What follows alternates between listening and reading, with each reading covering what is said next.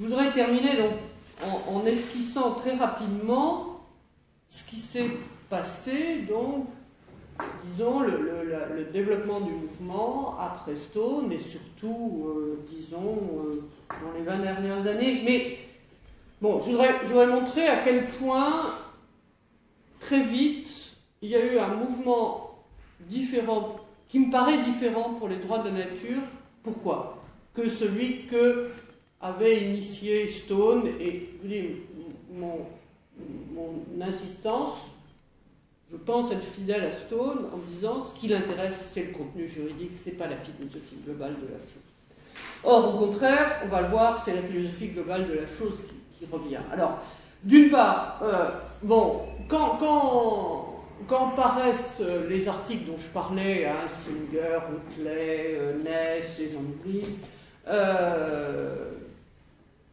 on est encore dans des situations locales qui sont celles de Stone. Stone intervient, bon d'accord c'est la Cour suprême, mais c'est les États-Unis. On ne sort pas d'une situation nationale. Or très vite, hein, avec, j'ai dit dans les dates que j'ai citées, j'aurais pu dire 1972, formation du programme des Nations Unies sur l'environnement, qui va donc globaliser politiquement et juridiquement la question environnementale.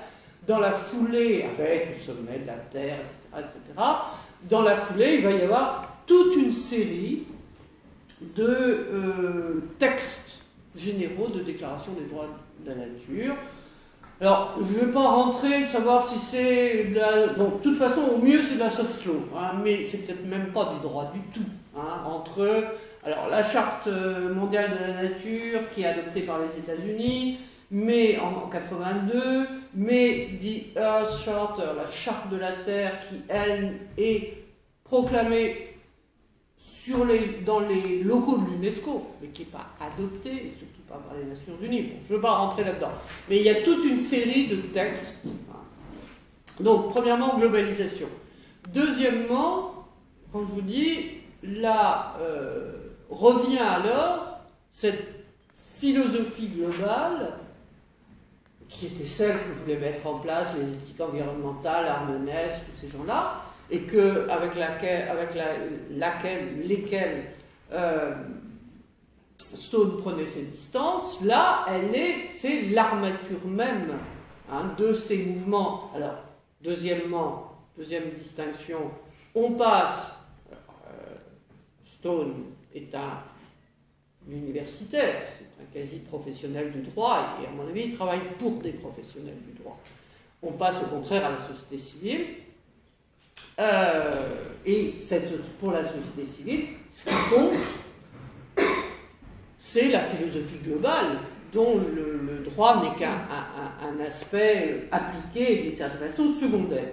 Alors cette philosophie globale, toujours pour aller un peu vite, c'est celle que François Host reprochait à Stone, à mon avis à tort, c'est-à-dire que c'est une philosophie holistique, hein, qui pose que les humains ne sont que les parties d'un grand tout qui les englobe et qui peut avoir des droits sur eux. Hein. Les droits humains sont subordonnés à ceux du grand tout. Alors, par rapport aux philosophies qui pouvaient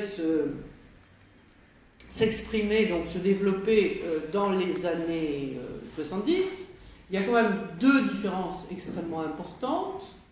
La première, c'est la conjonction, très peu réalisée dans les années 70, entre ces philosophies holistes occidentales, disons, qui restent tout holistiques qu'elles sont, restent occidentales, et ce qu'on appelle des cosmovisions indigènes, ou ce qu'on suppose être des cosmovisions indigènes. Hein.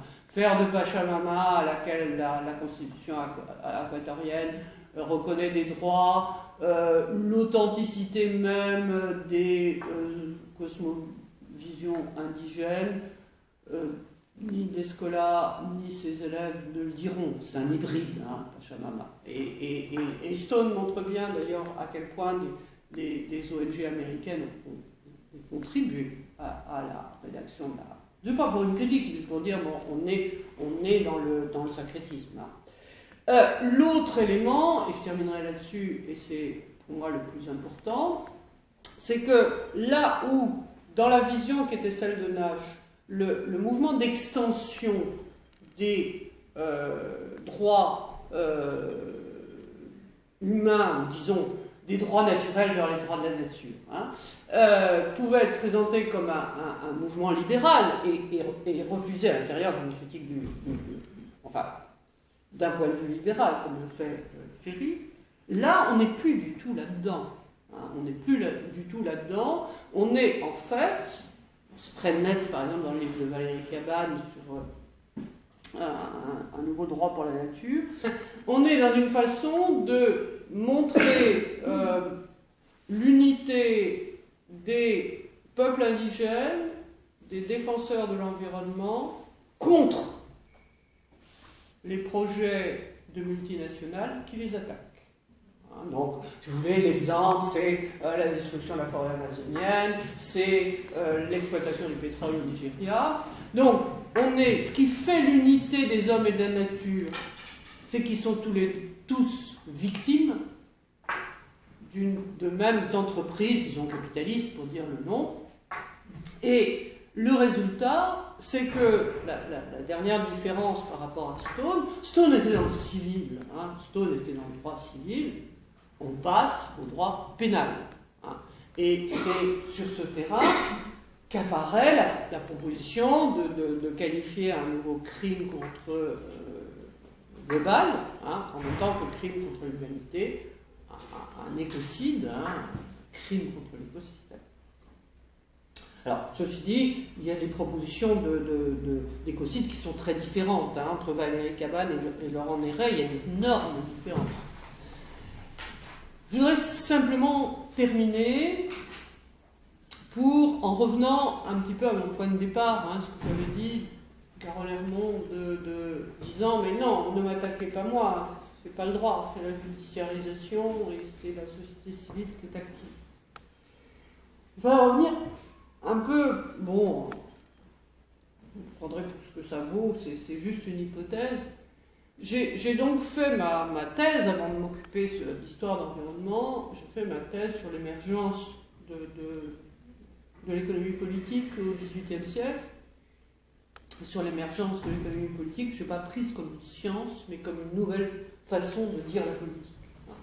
Et c'est dans cette optique que, un moment extrêmement important de ma thèse et du livre que j'en ai tiré, a été ce moment en France où il y a des édits autorisant la liberté du commerce qu'on appelait le commerce des blés, le commerce des grains, des céréales à l'époque, qui jusque-là était soumis à contrôle et prohibition. Et la façon généralement dont on résume ce passage, c'est de dire le blé n'est plus objet de police, au sens ancien du terme, d'administration disons, mais j'aime bien le terme de police. Le blé n'est plus objet de police, il est objet de commerce.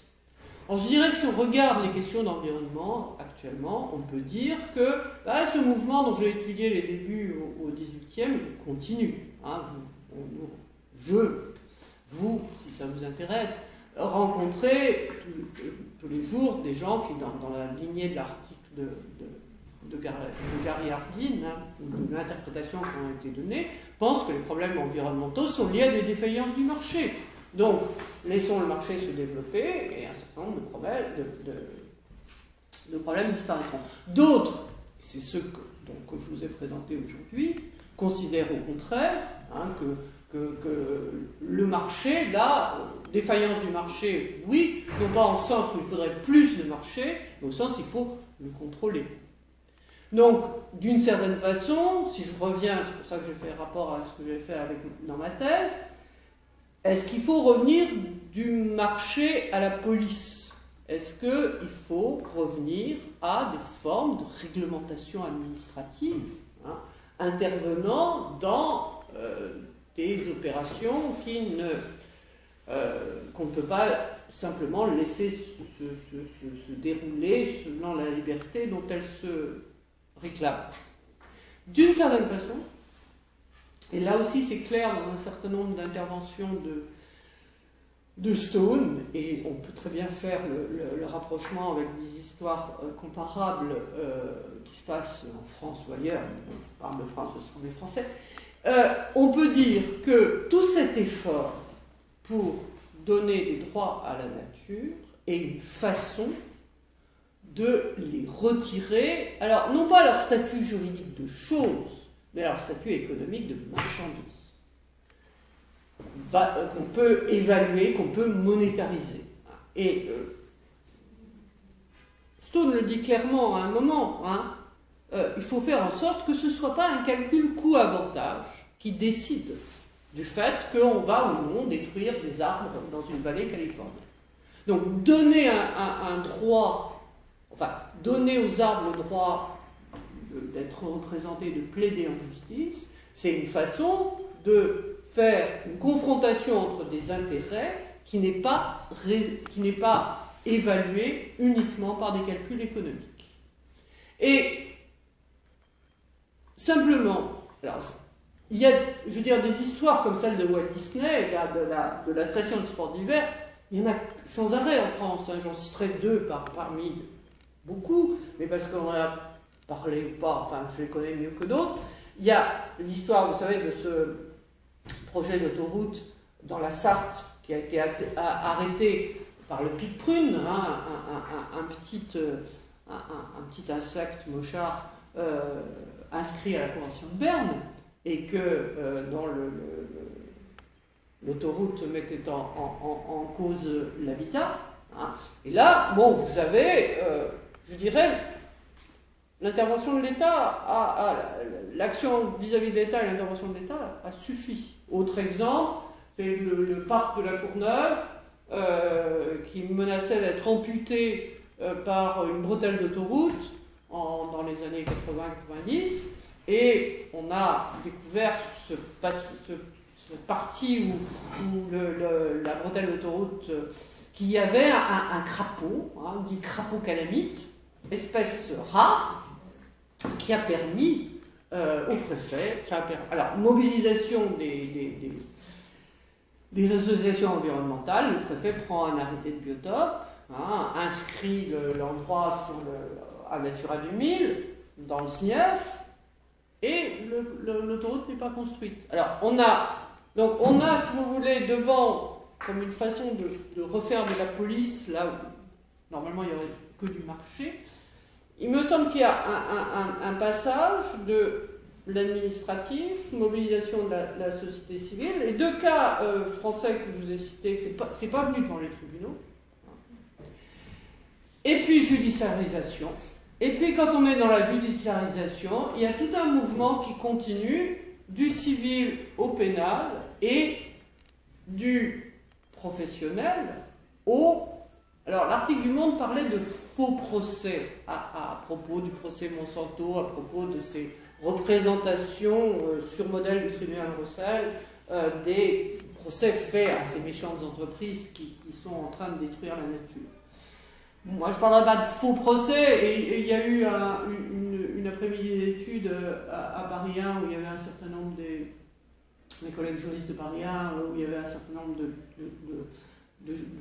de professionnels qui avaient participé au tribunal Monsanto, mais pas pour rendre un jugement professionnel, qui disaient ça singe, hein, il s'agit de singer le tribunal. Mais donc, il y a une sorte de mouvement, hein, je dis, de l'administratif au civil, puis on rentre dans la judiciarisation, et on passe du civil au pénal, et du vrai procès au, je reprends le titre, l'expression du Monde, mais je la mets entre guillemets parce que je ne suis pas d'accord, au faux procès, disons au procès fictif, hein, et qui, pour moi, pose beaucoup de problèmes. Voilà. Donc je termine là-dessus. Merci.